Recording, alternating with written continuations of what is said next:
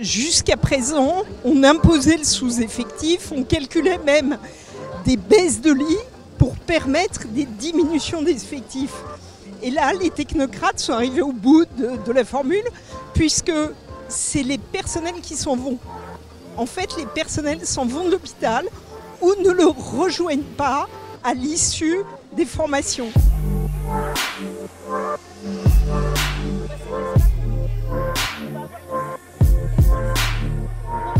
C'est-à-dire on n'était pas très bien payé il y a 2 ans et pourtant on pouvait rejoindre plus l'hôpital. Là on n'est toujours pas très bien payé mais on décide de faire autre chose.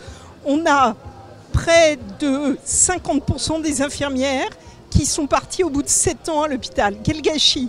Et en fait mes collègues rament aux urgences simplement parce que nous n'avons plus de lits dans l'hôpital puisque la moitié de mon service est fermé. Je ne peux plus prendre les patients des urgences. Ils stagnent aux urgences et nos collègues passent leur temps à faire autre chose que le métier pourquoi ils ont été formés, à trouver des lits et à faire de la médecine de tri et pas de la médecine d'urgence. Ils ont une charge mentale épouvantable, ils prennent la garde, ils ont 25 à 50 patients à gérer sur les brancards en plus, qui sont là depuis plusieurs heures, voire jours. Ils ferment les services d'urgence, donc ils veulent en fermer à peu près 30%. Ils veulent les regrouper, une fois de plus. Donc en gros, quand on annonce à peu près 150 services d'urgence qui ferment le soir, en fait c'est un ballon d'essai qu'ils ont lancé, d'accord, pour voir si ça tient.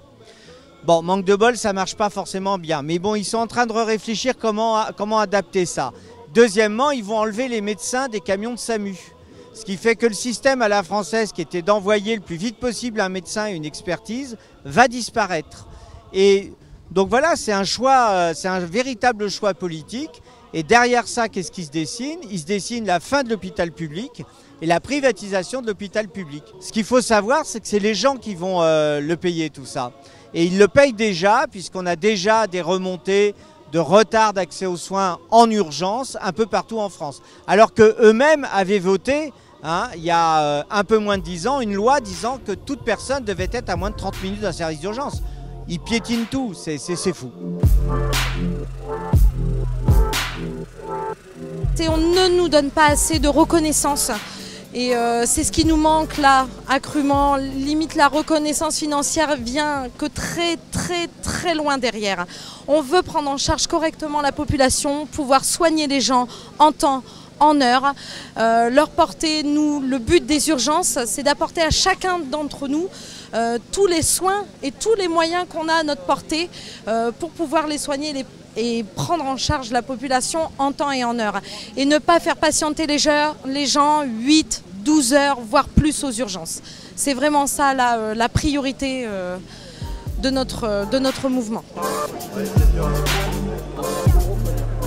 Premièrement, il faut embaucher. On manque de personnel dans les hôpitaux, mais dans le médico-social, dans les EHPAD, on manque de personnel.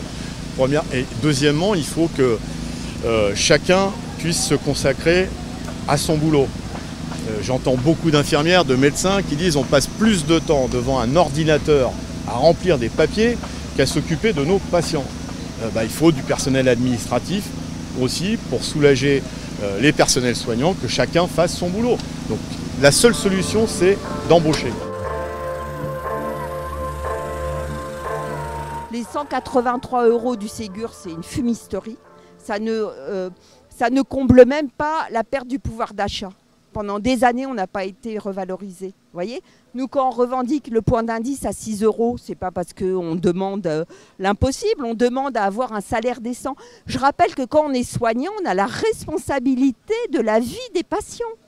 Enfin, qui accepterait d'avoir la responsabilité des patients et gagner le SMIG ?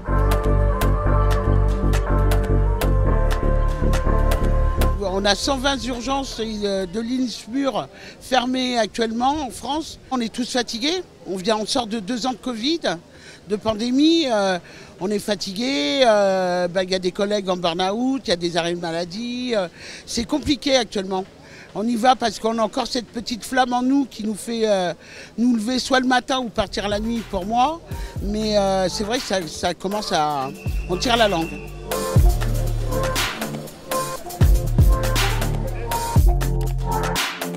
Thank you.